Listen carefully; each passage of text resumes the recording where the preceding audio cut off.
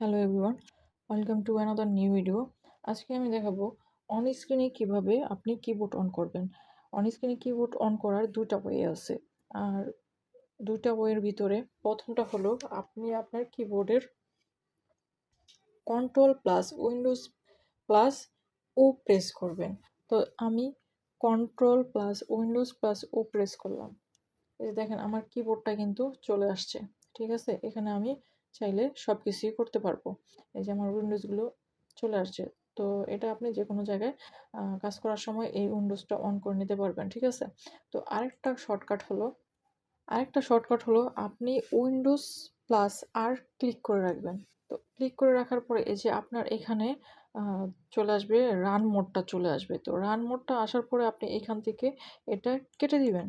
কেটে দেওয়ার পরে আপনি এইখানে লিখবেন যে ও এস কে ওএসকে ওএসকে লেখার পরে আপনি ওকেতে দিয়ে দিবেন। ঠিক আছে, তো ওকেতে দেওয়ার পরে যে দেখেন আমার ইন্টারফেসটা কিন্তু চলে আসছে।